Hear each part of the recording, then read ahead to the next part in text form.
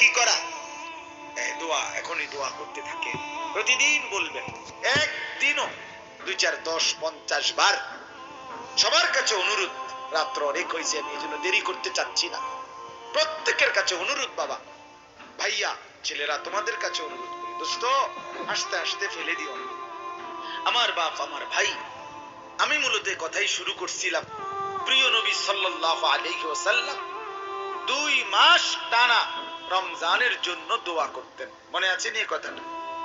অতএব রমজানকে চাওয়া, রমজানের জন্য কামনা করা, রমজানের জন্য দিল থেকে দোয়া করা, এটা একটা আমল, এটা একটা রাসূলুল্লাহ সাল্লাল্লাহু আলাইহি সাল্লামের অনুসরণ, ঠিক কি না বল?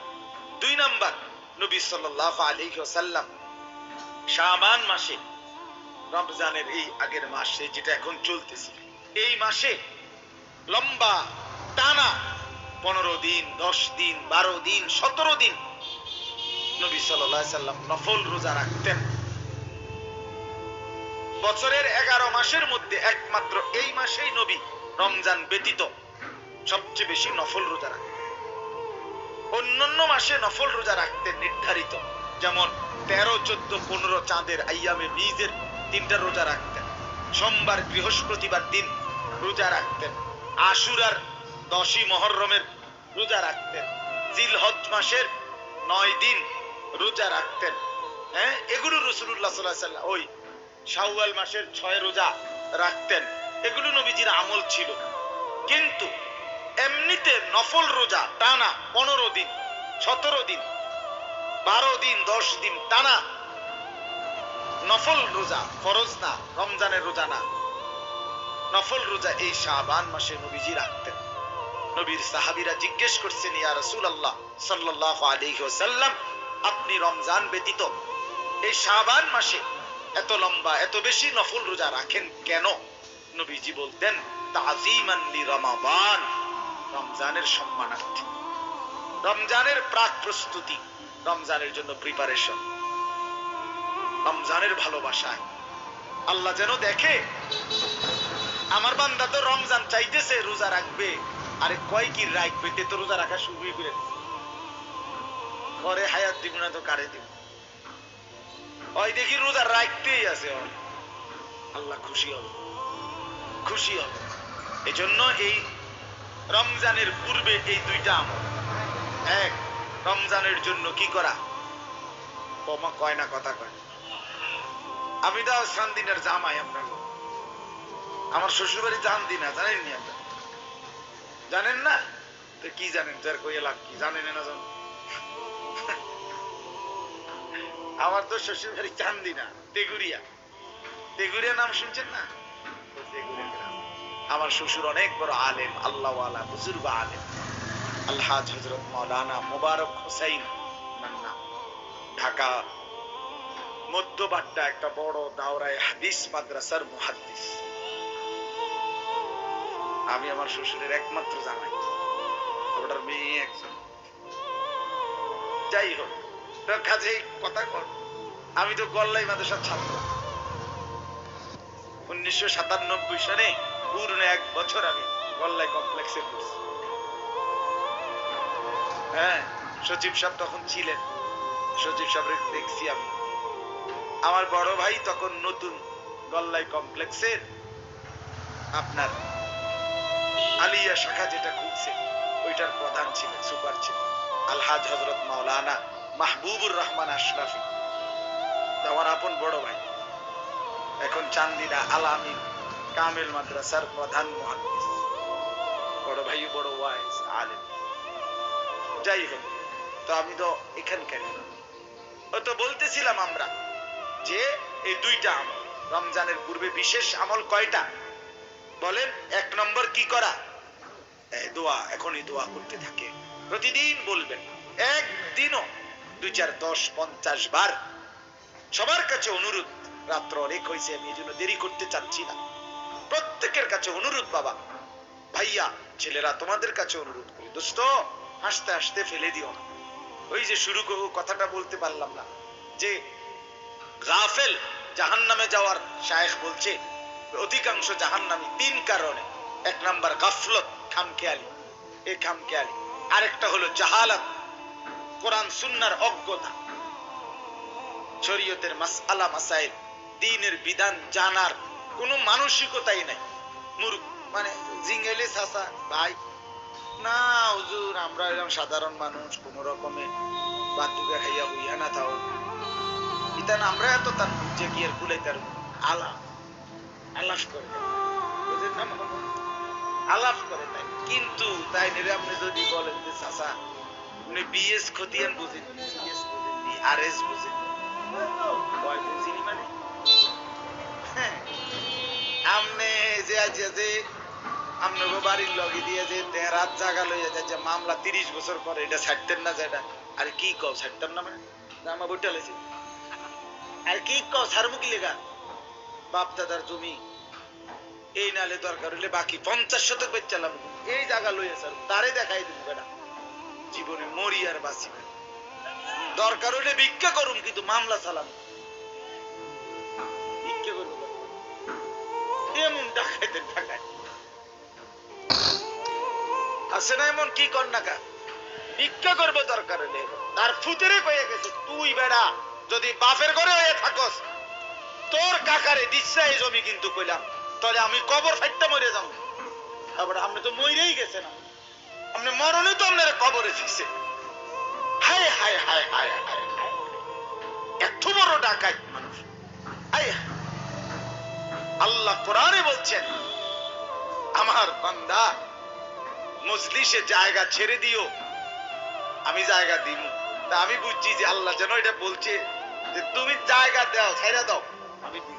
আর রাসূলুল্লাহ হাদিসে বলছে অন্যায় ভাবে 1 বিঘত জায়গা মান আখাযা শিবরাল আরদি যুলমান, কারো যদি কেউ অন্যায় ভাবে 1 বিঘত জায়গা জুলুম করে নিয়ে নেয়, খোদার কসম নবী বলছে কিয়ামতের দিন 7 তবক জমিনের নিচের মাটি ওই নাফরমানের কান্দে শরীরে দেহে পেঁচায়া দেয়। তাবাকাহুল্লাহু ইয়াউমাল কিয়ামাহ 7 আরদিন।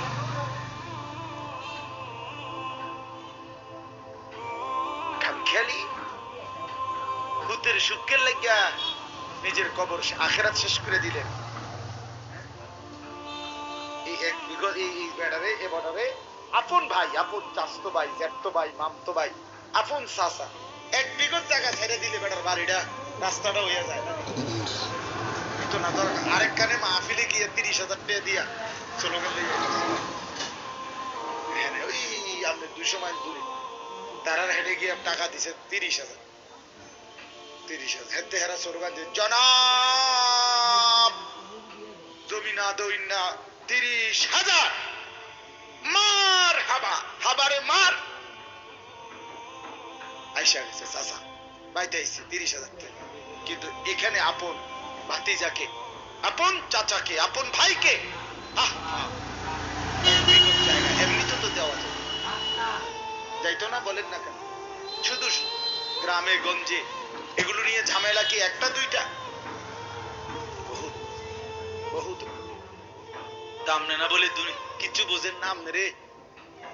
আখিরাতের কথা কইলে দুইয়ান সূরা ঠিক করতেন কইলে যে কাকা আপনার আমি একদিন তোমার একজনের বললাম চাচা আমি তো সূরা কেরাত হয় না, আমি বুঝছি অশুদ্ধ।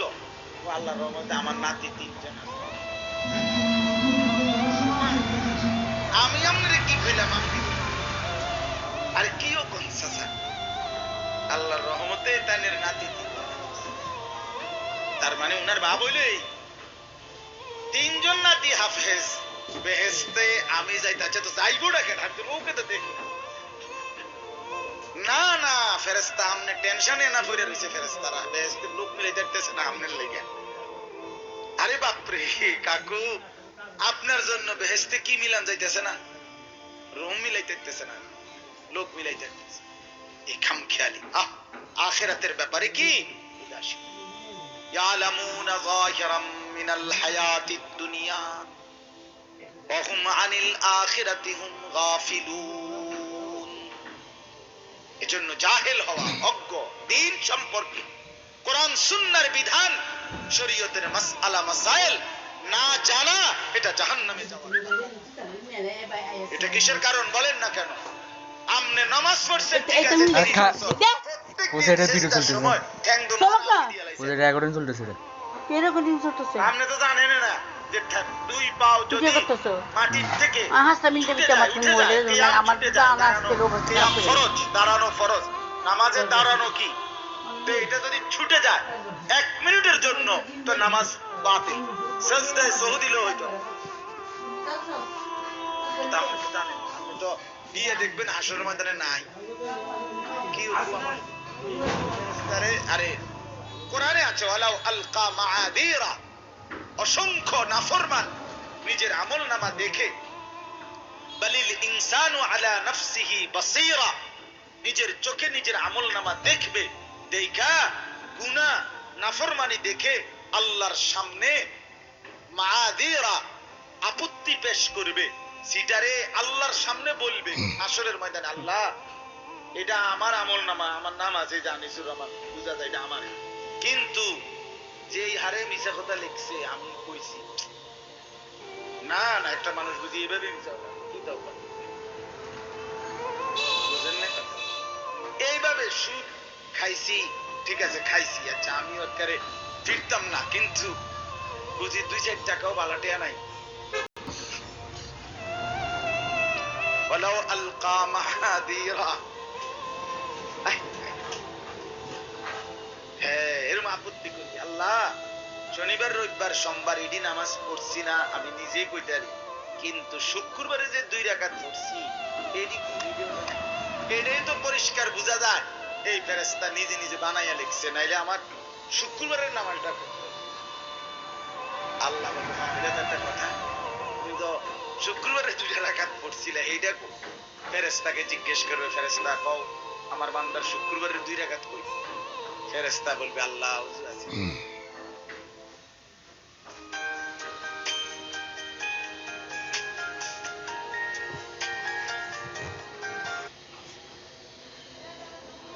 ফরজ গোসল আদায়, ফরজ গোসল কি হয় নাই, নাকের নরম জায়গায় পানি পৌঁছানো ফরজ, যখন গোসল ফরজ হয়, বীর্যপাত হয়, তো নাকের নরম জায়গায় কিভাবে পানি পৌঁছায় জানি, লক্ষ লক্ষ আপনি জেনারেল শিক্ষিত ছেলে মেয়েকে আল্লাহ মাফ করুন জিজ্ঞেস করে দেখেন, বলো বাবা তুমি বলো, নাকের নরম জায়গায়, প্রত্যেক মানুষের নাকের 2 অংশ, এক অংশ শক্ত জায়গা, এক অংশ নরম, এইভাবে বাঁকা হয় যে দূরে বলে নরম জায়গা, এই পর্যন্ত পানি পৌঁছে যাওয়া, পানি নিয়ে নিঃশ্বাস বন্ধ করে নাকের কাছে নিতে হাতের কোষে হালকা টান দিলেই নাকের নরম জায়গা পর্যন্ত পানি চলে যায়, অটোমেটিক চলে যায়, এনে এনে ঝাঁজ লাগে হালকা, বুঝাই যায়, এটা তো জানে না অসংখ্য, এবং ওই গুরুত্ব দিয়ে সে তো পানি পৌঁছায় না। ওযুর মধ্যে নাকে পানি দেওয়া সুন্নাত, কিন্তু ফরজ গোসলের সময় নাকের নরম জায়গা পর্যন্ত পানি পৌঁছানো ফরজ। এখন ফরজ আদায় না হলে আপনারে যদি বঙ্গোপসাগরে নিয়া আপনার স্পিড বোর্ডে করে মাঝখানে নিয়া এরপরে সুবানি দেয় যে আপনারে বঙ্গোপসাগরে গোসল করাইছে, তারপর আপনি কি হবেন? নাজাফত আর তাহারাত এক কথা নয়, পরিচ্ছন্নতা আর পবিত্রতা এক কথা নয়। পরিচ্ছন্ন হতে পারে সাবান ডল্লা, পরিচ্ছন্ন হইতে পারে অন্য কোনো ভাবে, কিন্তু পবিত্রতা অর্জন হয় শুধুই ইসলাম সম্মত পদ্ধতিতে, কোরআন বিহীন, রাসূলুল্লাহর তরিকা বিহীন কি হইতে পারে? তাহারাত হইতে পারে। আরে বন্ধু, গাতে আপনি মনে করেন সাবানের গ্যারান কয়, সেন্টের গ্রান কয়, কিন্তু এটা পরিচ্ছন্ন হইতে পারে, পবিত্র হয়।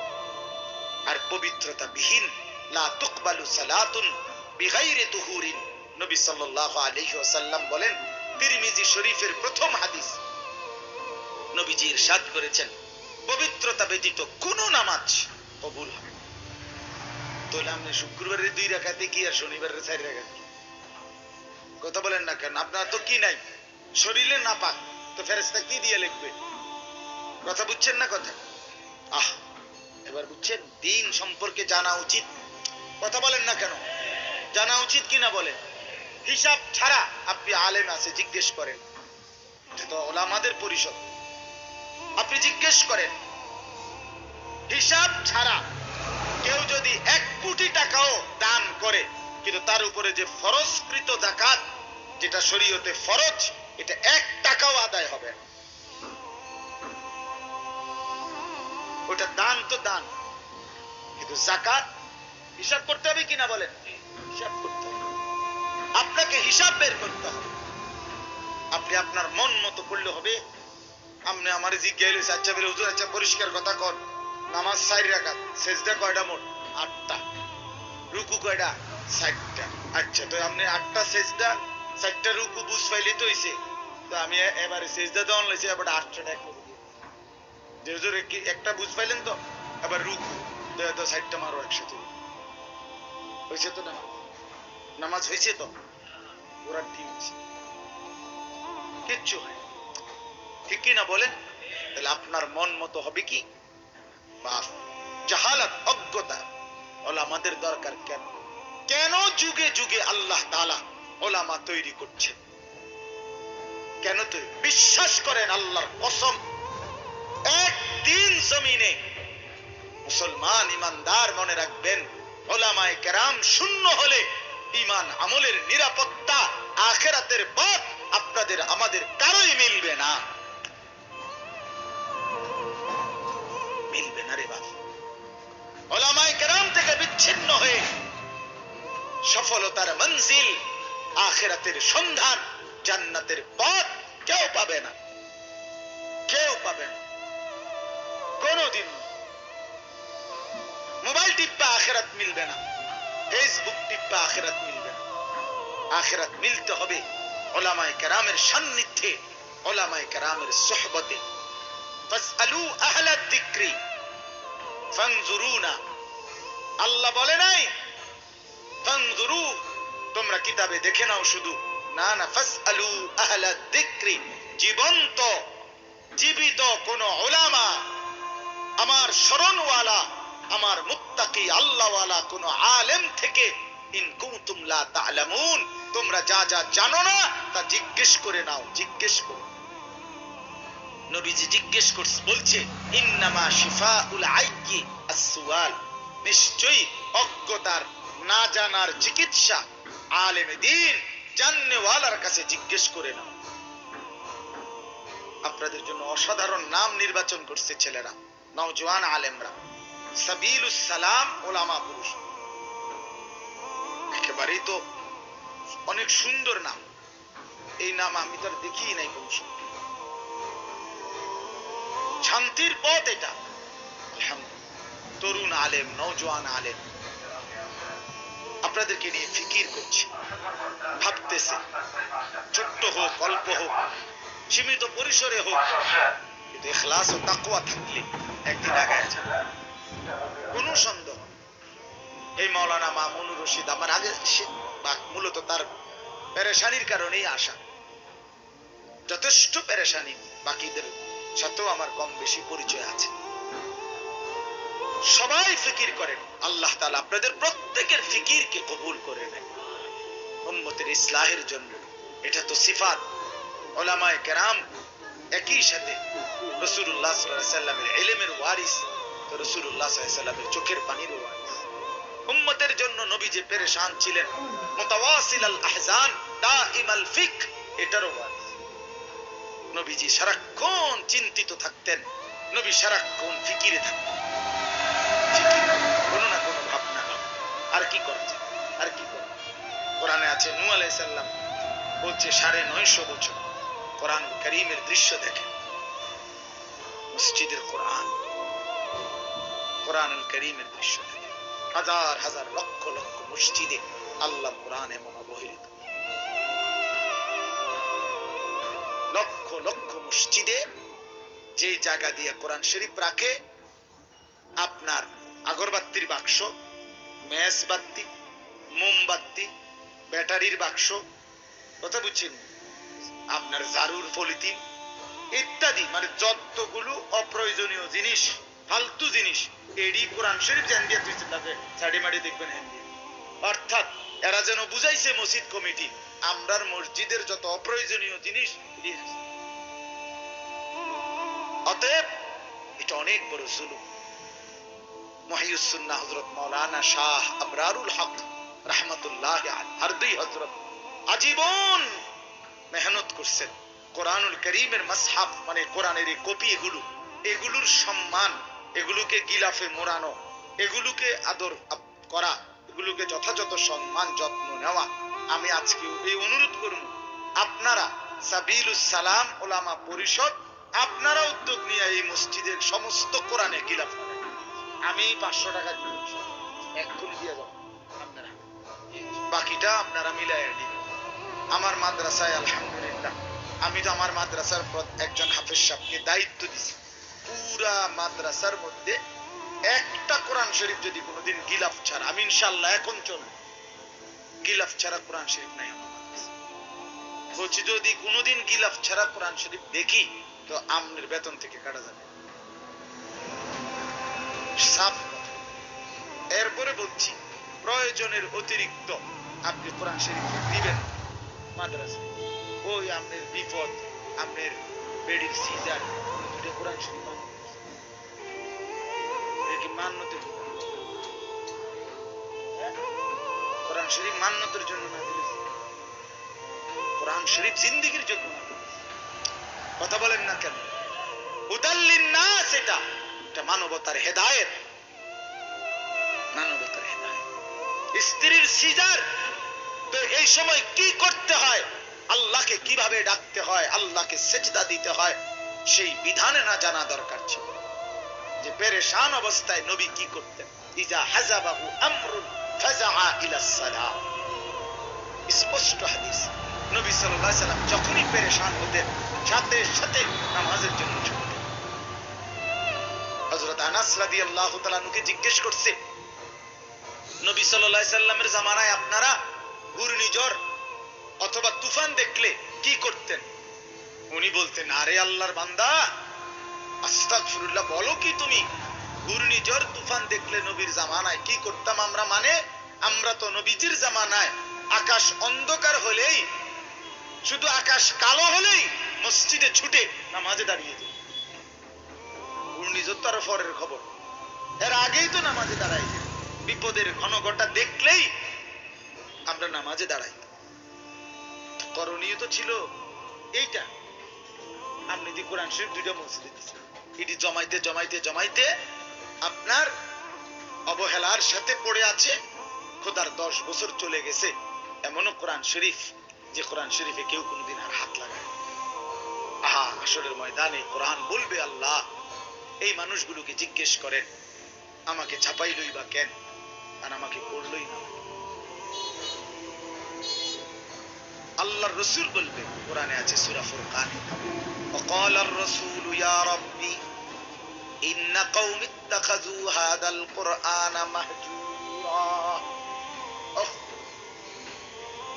আল্লাহ বলেন, রাসূল বলবে, রাসূল নবীজি হাসরের ময়দানে বলবে, ইয়া রব্বি ইন্না কওমি, হে আমার রব, আমার জাতি, ইত্তাখাযু হাদাল কুরআনা মাহজুরা, তারা এই কোরআনকে নিজেদের জীবন থেকে পরিত্যক্ত করে দিয়েছে। বুড়া বেড়া নিজে চাইয়া পড়তে পারে না, এরপরও আরেকজন রে বলছে, চাই কদ্দুর শোনাও, চাই খবরের কাগজে কি লিখছে, আজকের খবরটা কিতা কদ্দুর কও চাই। আপনি কেন একটা বার বললেন না নাতিকে, বাপ আমি তো আল্লাহর কোরআন পড়তে পারি না, তুই কদ্দুর শোনাও না আমার মালিক আমারে কি বলছে।